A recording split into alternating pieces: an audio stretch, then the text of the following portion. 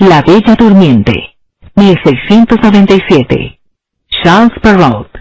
Traductor Teodoro Baró, 1842-1916. La Bella Durmiente. En otros tiempos había un rey y una reina, cuya tristeza porque no tenían hijos era tan grande que no puede ponderarse. Fueron a beber todas las aguas del mundo, hicieron votos, emprendieron peregrinaciones, pero no lograron ver sus deseos realizados, hasta que por último quedó encinta la reina y dio a luz una hija. La esplendidez del bateo no hay medio de describirla, y fueron madrinas de la princesita todas las hadas que pudieron hallar en el país, y 7 fueron, con el propósito de que cada una de ellas le concediera un don, como era costumbre entre las hadas en aquel entonces. Y por este medio tuvo la princesa todas las perfecciones imaginables. Después de la ceremonia del bautismo, todos fueron a palacio, en donde se había dispuesto un gran festín para las hadas.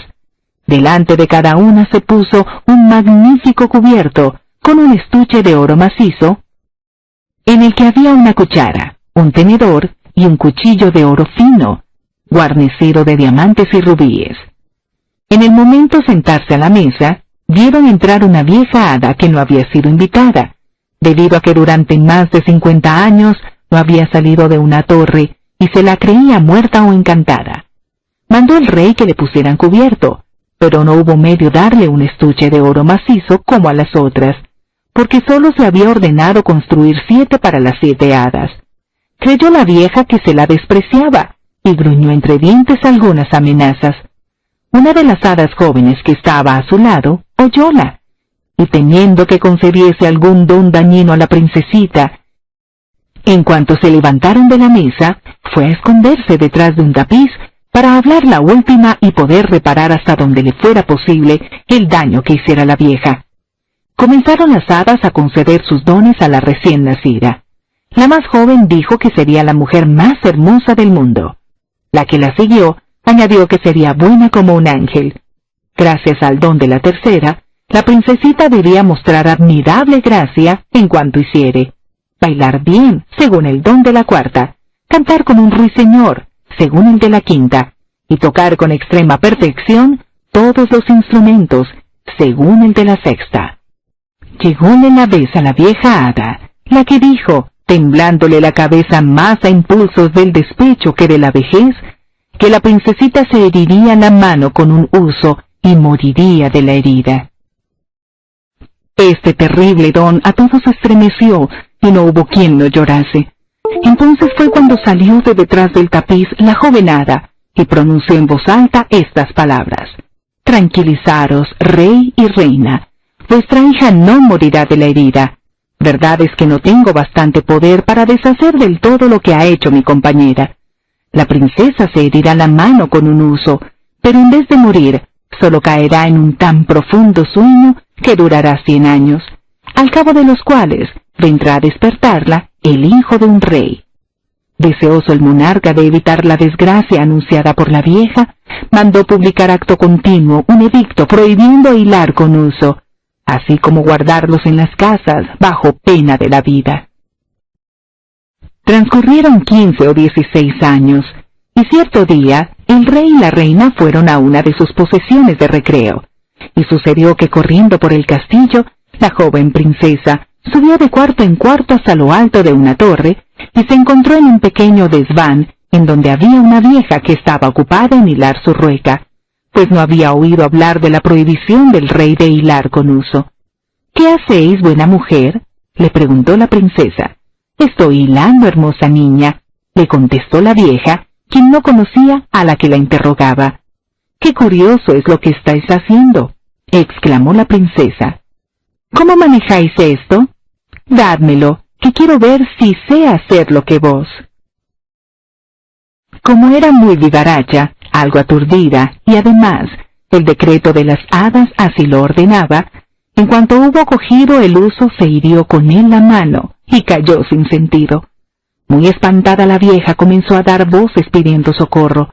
De todas partes acudieron, rociaron con agua la cara de la princesa, le desabrocharon el vestido, Le dieron golpes en las manos, le frotaron las sienes con agua de la reina de Hungría, pero nada era bastante a hacerla volver en sí.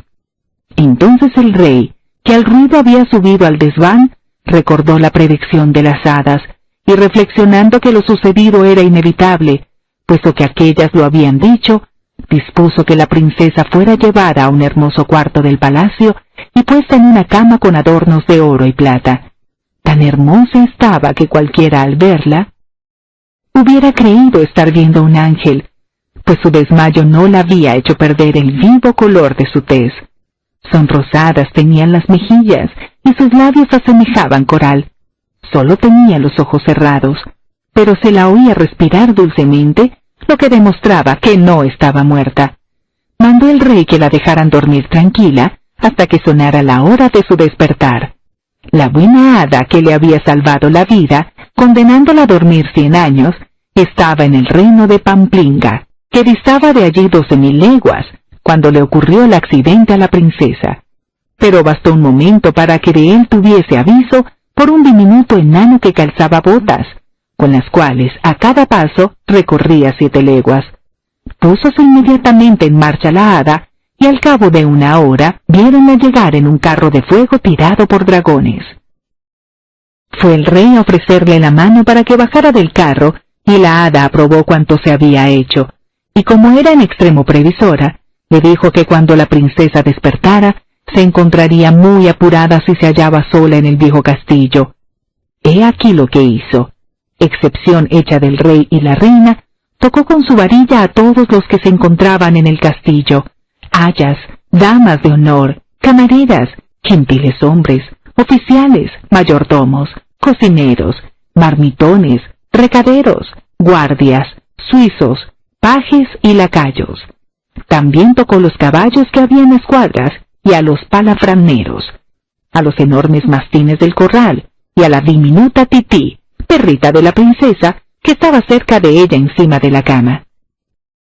Cuando a todos hubo tocado, todos se durmieron para no despertar hasta que despertara su dueña, con lo cual estarían dispuestos a servirla cuando de sus servicios necesitara. También se durmieron los asadores que estaban en la lumbre llenos de perdices y de faisanes, e igualmente quedó dormido el fuego. Todo esto se hizo en un momento, pues las hadas necesitan poco tiempo para hacer las cosas. Entonces el rey y la reina, después de haber besado a su hija sin que despertara, salieron del castillo y mandaron publicar un edicto prohibiendo que persona alguna, fuese cual fuere su condición, se acercara al edificio. No era necesaria la prohibición, pues en 15 minutos brotaron y crecieron en número extraordinario árboles grandes, pequeños rosales silvestres y espinosos, de tal manera entrelazados que ningún hombre ni animal hubiera podido pasar. De manera que sólo se veía lo alto de las torres del castillo, y aún era necesario mirarle de muy lejos. Nadie dudó de que la hada había echado mano de todo su poder para que la princesa, mientras durmiera, nada tuviese que temer de los curiosos. Pasadas los 100 años, el hijo del monarca que reinaba entonces, debiendo añadir que la dinastía no era la de la princesa dormida, fue a cazar a aquel lado del bosque y preguntó qué eran las torres que veía en medio del espeso ramaje. Contestóle cada cual según lo que había oído. Unos le dijeron que aquello era un viejo castillo poblado de almas en pena, y otros que todas las brujas de la comarca se reunían en él los sábados. Según la opinión más generalizada, moraba en él un ogro que se llevaba al castillo todos los niños de que podía apoderarse para comerlos a su sabor y sin que fuera posible seguirle. Abrirse, puesto que sólo a él estaba reservado el privilegio de paso por entre la maleza. No sabía a quién dar crédito el príncipe, cuando un viejo campesino habló y le dijo: «Príncipe mío, hace más de 50 años oí contar a mi padre que en aquel castillo había la más bella princesa del mundo, que debía dormir 100 años, estando reservado al despertarla al hijo de un rey de quien debe ser esposa». A estas palabras sintió el joven príncipe que la llama del amor brotaba en su corazón, y sin duda al instante creyó que daría fin a aventura tan llena de encantos. Impulsado por el amor y el deseo de gloria, Resolvió saber en el acto si era exacto lo que el campesino le había dicho, y apenas llegó al bosque, cuando todos los añosos árboles, los rosales silvestres y los espinos se separaron para abrirle paso. Caminó hacia el castillo, que veía al extremo de una larga alameda, en la que penetró, quedando muy sorprendido al observar que los de su comitiva no habían podido seguirle, porque los árboles volvieron a recobrar su posición natural y a cerrar el paso en cuanto hubo pasado. No por eso dejó de continuar su camino, pues un príncipe joven y enamorado siempre es valiente. Penetró en un extremo del patio, y el espectáculo que a su vista se presentó era capaz de helar de miedo. El silencio era espantoso, veíase en todas partes la imagen de la muerte, y la mirada tropezaba en cuerpos de hombres y animales que parecía estaban privados de vida. Pero bastóle fijarse en la nariz de berenjena y en los encendidos carrillos de los suizos para comprender que solo estaban dormidos. Además, los vasos en los que solo se veían restos de vino decían que se habían dormido bebiendo. Atravesó otro gran patio con pavimento de mármol, subió la escalera y entró en la sala de los guardias, que estaban formando hilera con el arcabuz al hombro y roncando ruidosamente. Cruzó varios aposentos llenos de gentiles hombres y de damas, de pie los unos, sentados los otros, pero todos durmiendo. Penetró en una cámara completamente dorada y vio en una cama, cuyos cortinajes estaban abiertos, el más hermoso espectáculo que a su mirada se había presentado. Una princesa, que parecía tener 15 o 16 años, y cuya deslumbradora belleza tenía algo de luminosa y divina.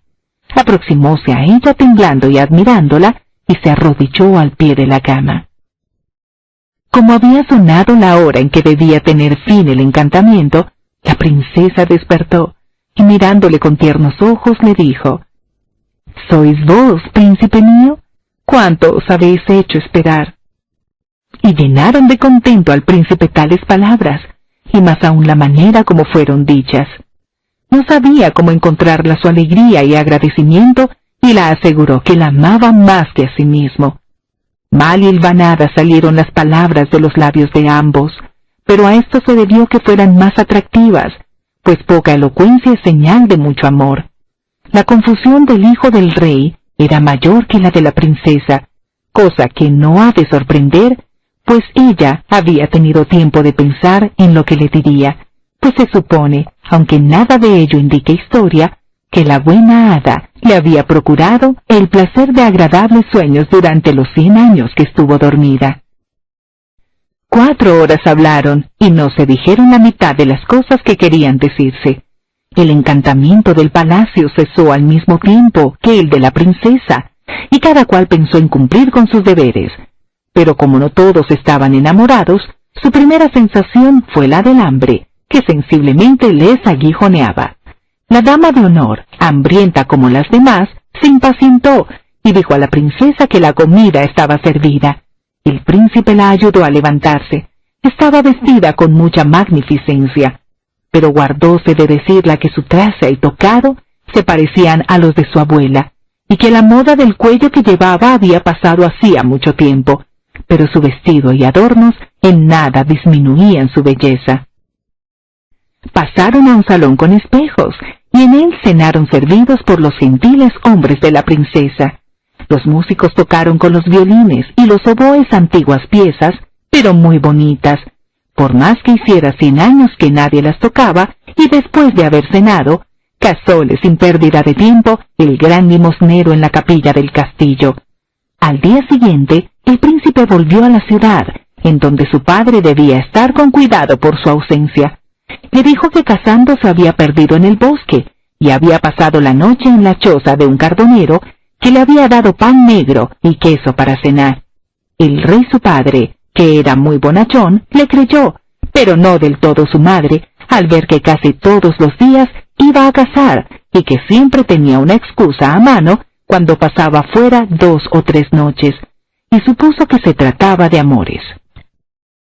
El príncipe vivió con la princesa más de 2 años, y tuvo de ella 2 hijos, una niña llamada Aurora, y el segundo un niño, al que pusieron por nombre Día, pues aún parecía más hermoso que su hermana.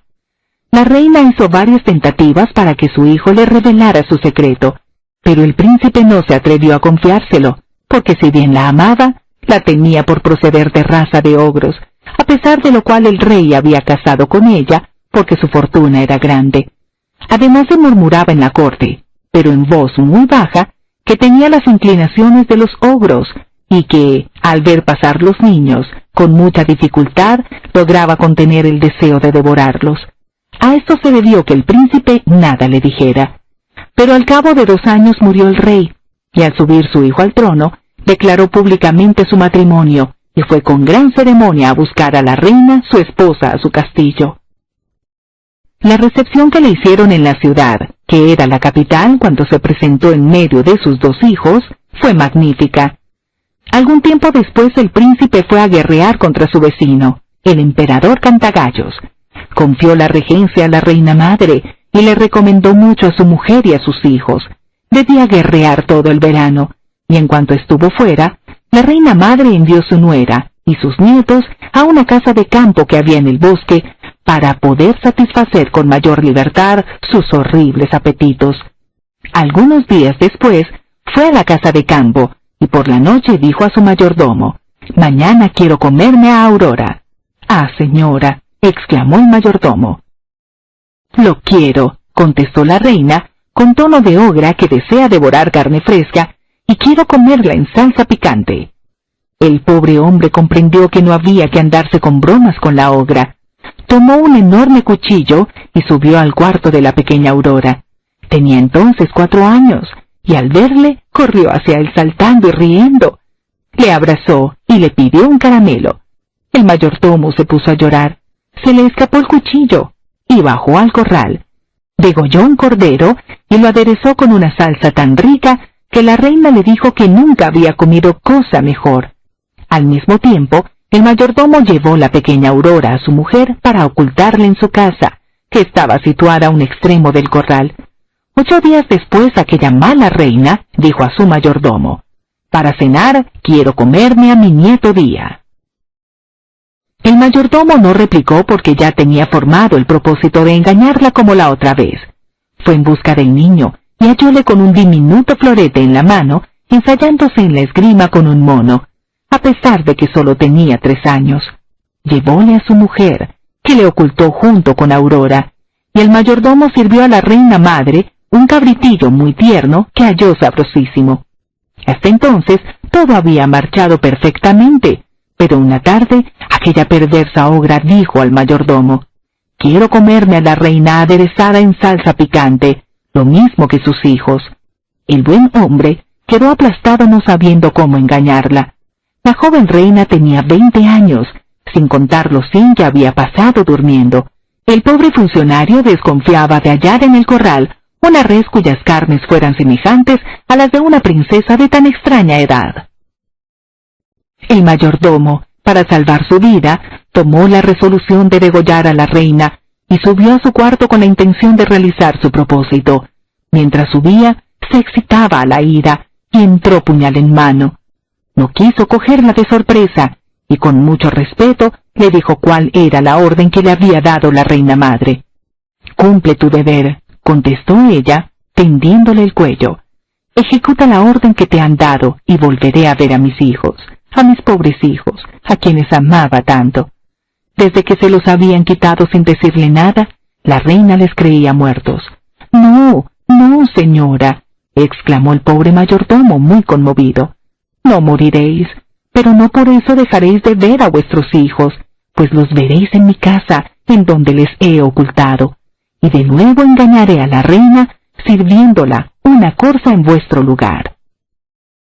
Llevóla en el acto a su habitación, y dejóla que abrazara a sus hijos y confundiera sus lágrimas con las suyas, mientras él se fue a guisar la corza, que la ogra se comió a la cena, con el mismo apetito que si hubiese sido la reina. Estaba muy satisfecha de su crueldad y se disponía a decir al rey, cuando regresara, que los lobos hambrientos se habían comido a su mujer y sus hijos. Cierta noche que, según costumbre, rondaba por los patios y corrales del castillo, por si olfateaba carne fresca, oyó que su nieto lloraba porque su madre quería pegarle por haber hecho una maldad, y también oyó la vocecita de Aurora, que pedía perdón para su hermano. La ogra reconoció la voz de la reina y de sus 2 hijos, y llena de ira por haber sido engañada, ordenó al amanecer del día siguiente, con acento tan espantoso que todo el mundo temblaba, que pusieran en medio del patio un enorme tonel que hizo llenar de sapos, víboras, culebras y serpientes, para arrojar en él a la reina, sus hijos y al mayordomo, su mujer y su criada, mandando que los trajeran con las manos atadas a la espalda. En el patio estaban los infelices, y los verdugos se disponían a echarlos en el tonel, cuando el rey, a quien no se esperaba tan pronto, entró de repente a caballo. Había corrido mucho, y preguntó muy admirado qué significaba aquel horrible espectáculo. Nadie se atrevía a contestarle, cuando la ogra, furiosa al ver lo que pasaba, se arrojó la primera de cabeza al tonel y en un instante fue devorada por los asquerosos reptiles que había mandado echar dentro. El rey no dejó de sentir disgusto, pues era su madre, pero pronto se consoló con su hermosa mujer y sus hijos. Moraleja: cosa por demás sabida es que el esperar no agrada, pero el que más se apresura no es el que más trecho avanza, que para hacer ciertas cosas se requiere tiempo y calma. Cierto que esperar un novio 100 años espera es magna, pero la historia, amiguitos, es historia ya pasada, como el casarse es asunto de muchísima importancia, pues solo la muerte rompe los lazos que entonces se atan. Más vale esperar 1 año y traer la dicha a casa, que no anticiparse un día y traerse la desgracia. Fin.